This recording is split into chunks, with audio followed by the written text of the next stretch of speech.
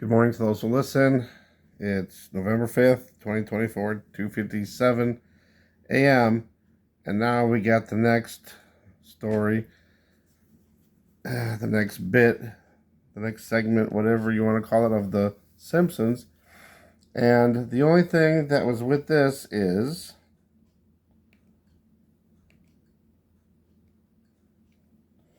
down in the corner. So you got Roman numerals. I don't know if there's anything else with the title or anything, but the story in itself, I didn't see anything in there, but just that Roman numerals, which is, so if you punch it in, what do you get? Year. Now this is kind of strange. 1968, right? Okay, what? Okay. So then I went over and put it in the presidential election for 1968, and look at these results. Let me go to this one first. So if you go here and you look at the results, we had Nixon and Humphrey. Nixon was Republican and Humphrey was Democrat. And then we had George Wallace as the American Independent. And if you look at the votes, I mean, the electoral vote went for Nixon, 301 to 191. But if you look at the popular vote, look at how close it was. It was super close. And I'm just trying to maybe put some parallels between this and the current election. Well, from what they're saying, oh, it's neck and neck, it's tied, it's a deadlock. But there were so many other similarities that was going on. Let's go back to this map over here. It shows that, I mean, look at the Republicans had most of the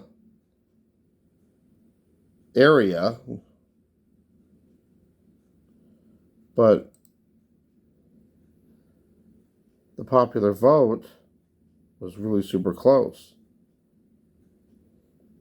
So Humphrey must have had a lot of the major electoral states. But, so, let's look at some of the other weird stuff about this. Alright, hopefully I can, let me pause. I don't want to try to take time off from trying to find each spot. Okay, first off, we had incumbent president Johnson, right? So he was the front runner, and he had the Democratic Party's nomination. What? But he withdrew. Now, where does that sound familiar? The current president did the same thing. He was going to go for president, but then dropped out. So there's one thing that's weird. We also had assassinations that happened, not just attempts, but actual assassinations. We had Robert Kennedy, and then we also had Martin Luther King in 68. So that's crazy in itself. So then, if you look, Nixon beat out Rockefeller and Ronald Reagan, who wound up becoming president just 12 years later. So that's weird. We have George Wallace also, which, let me find that. Where'd that one map go? There it is, this map right here. See, if you look, George Wallace held a lot of the South. So there was a lot of division back in 68. You know, and of course a lot of, that's what George Wallace was going on, was segregation. And there was a lot of hatred, I guess, towards a certain race, certain color of skin, if you know what I mean. Um, Crazy. So here, this says the the nation was split over civil rights and of course WA, right? And what's this? Culture wars? So there's a lot of similarities between 68 and 2024. Now, not sure how, if this is anything, but it said not until 2008 did a Northern Democrat, Barack Obama of Illinois, win, and in 2020 of Delaware. Huh.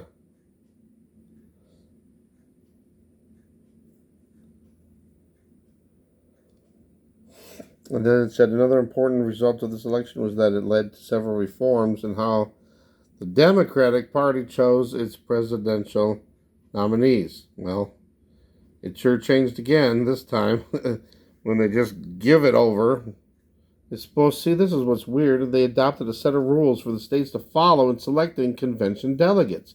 But they totally skipped that this time. So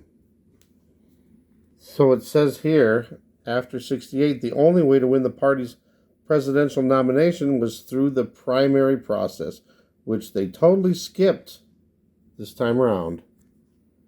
And then just reading on, look at this. Humphrey turned out to be the last nominee of either major party until what? Until Kamala Harris in 2024. Wait a minute. Okay, so they're saying, hey, he did. Humphrey turned out to win his party's nomination without. What is going on here? I think I stumbled onto something here. All right, so he won his party's nomination without having directly competed in the primaries. What? And this remained until 2024. So we're talking 56 years. The most recent presidential election in which the incumbent president was not nominated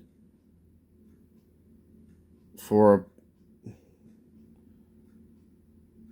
a presidential term despite being eligible. It was also the last election in which any third-party candidate won an entire state's electoral votes. Okay.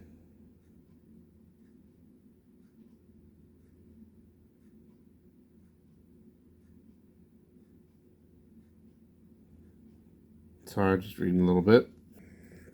Here's another one. The first time since 1928 that North Carolina voted for Republican. And now we're showing that North Carolina might actually go Republican this year. This is really interesting. Despite the narrow difference in the popular vote, Humphrey only took 35.5% of the electoral vote.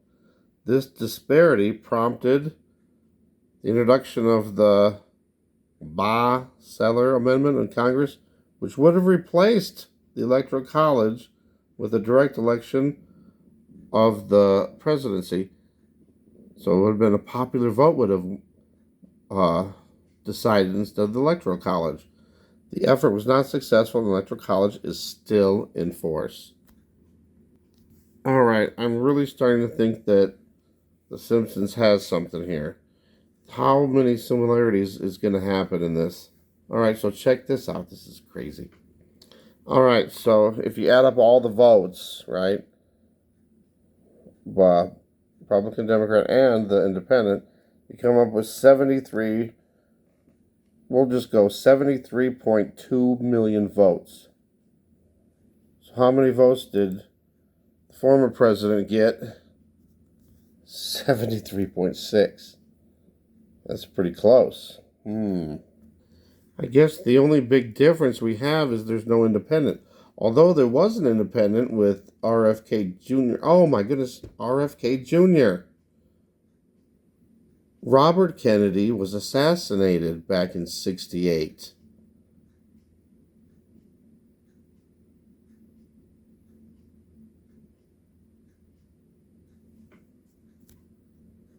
All right, that's all I got for you for that. But that's pretty weird stuff there. All right. Also, June 6th was when Robert Kennedy was assassinated. So I decided just to look up what was happened on June 6th, 2024, and it was the memorial of the 80th anniversary of Normandy, and that's when the current president went to Normandy, and then he was out there, and then he was like talking to nobody, and then they had to like, hey, uh, you're going the wrong way, come back over here. All right, so that's just some weird stuff. I just thought that was really crazy. You know, this whole thing. Isn't that kind of weird? So why would the Simpsons put it back in 1968? Or yeah, for the Roman numerals. But the so they show and it's like old. I mean, if you're looking at it, it's got to be way older than 1968. It looks like it's farther, way farther back in time.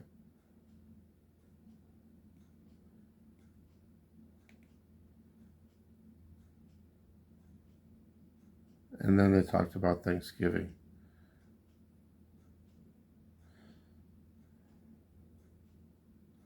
So the whole thing was about, Burns, and he was slave driving maybe that has something to do with it.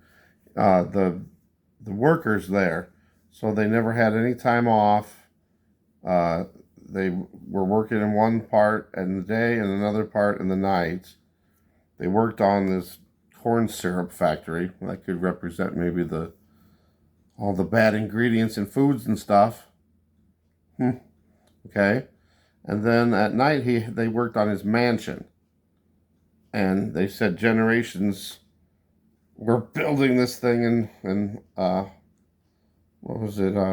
Lenny. He had two generations before him that were building and died before they built it. Anyway, it's Thanksgiving, and he makes an offer to the workers. They said, if you win the wishbone, then you get this Thanksgiving dinner, and if I win, then you got to work and you got to work weekends, something like that.